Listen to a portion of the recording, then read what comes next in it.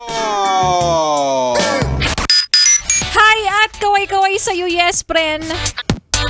Nasa mga oras na ito ay nasa biyahe at kanina nga ay napakinggan po natin ang kanta na para sa mga mahilig pa ring manatili sa relasyon na kahit mas marami na ang nararamdamang konsumisyon kaysa inspirasyon. Oh. Pero syempre, ibang usapan na. Kung yung partner mo ay mapera, ay ako na magsasabi sa'yo, please, choose to stay. Mukhang pera. And again, that was left and right. Di ba malayo? By Charlie Puth. Young and fresh na si Laika Barista pa rin, yes, friend, syempre ang iyong kasama. Kachismisan, kakwentuhan, at kaututang dila rin hanggang sa mga oras po na ito at nakikinig ka pa rin patuloy dito pa rin sa iyong paboritong istasyon na kabonding ang 101.1 Yes FM. Yes, friend, kanina nga ay napakinggan po natin ang kwento ng ating Laika Barista Moments na pinamagatang Hanggang sa Muli. Nakwento ng isang relasyon na hindi pa kasi handa para ipaglaban ng isa't isa. Hindi pa handa para maging masaya para sa isa't isa. Dahil may mga kanya-kanya pang responsibilidad sa pamilya. Buti nga yung iba ganyan ang mindset. Aba, yung iba nga hindi baliktad.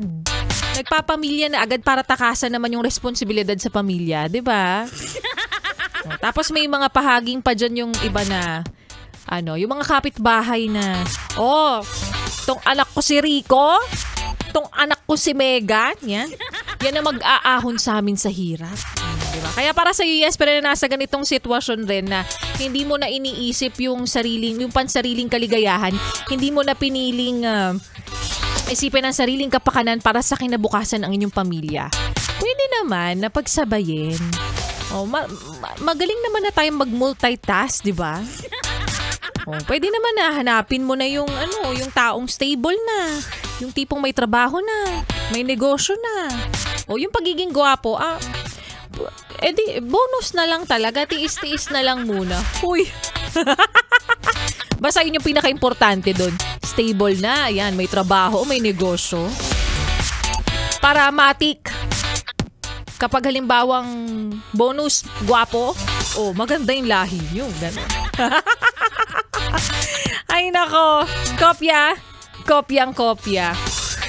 Kasi ang mahirap dyan, may mga pamilya talaga na na hanggang ngayon talaga, may mga ganun pa, na ginagawang retirement plan yung kanilang mga anak.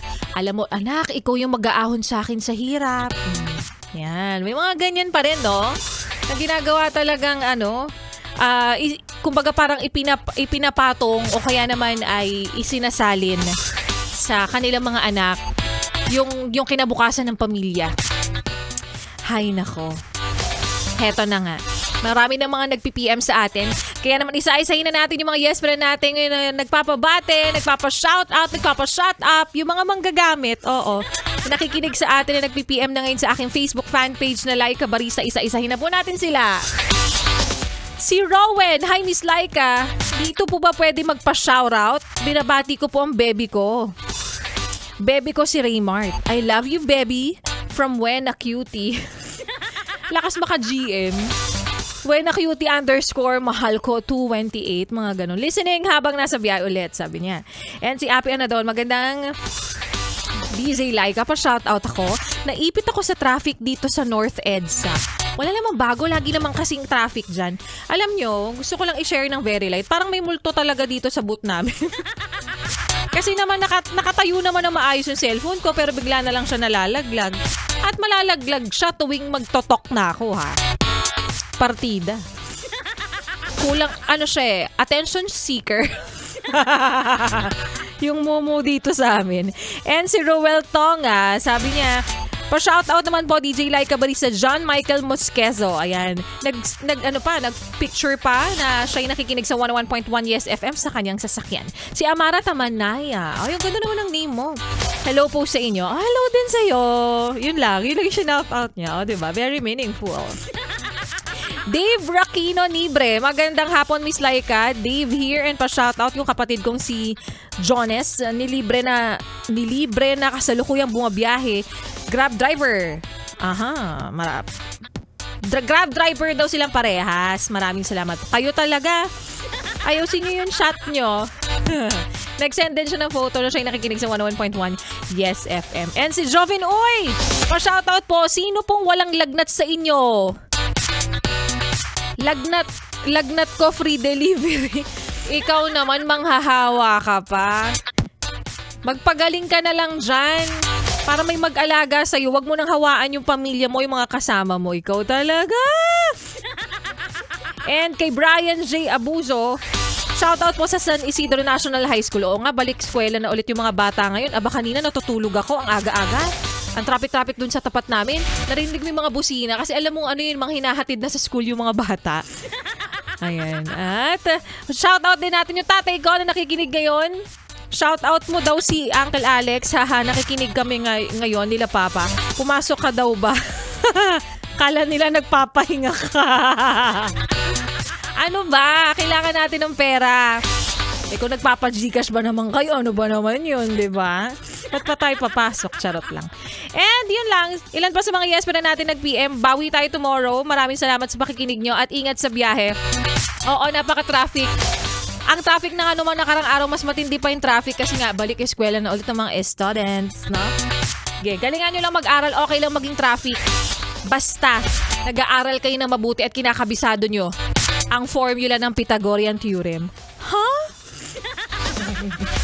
Anyways, maraming salamat mga yes friend at bukas ulit araw po ng Tuesday magsama-sama tayo. Same time, same frequency and same station pero hindi matatapos ang entertainment na ibibigay namin sa inyo dahil susunod pa ang programa ni Ganda Wanda 6 to 9 PM na magbibigay sa inyo ng kasiyahan.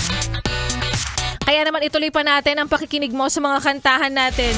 Ngayong hapon ng Lunes na paggabi na rin, kasama po ang susunod na kanta na para sa mga estudyanteng nakikinig ngayon.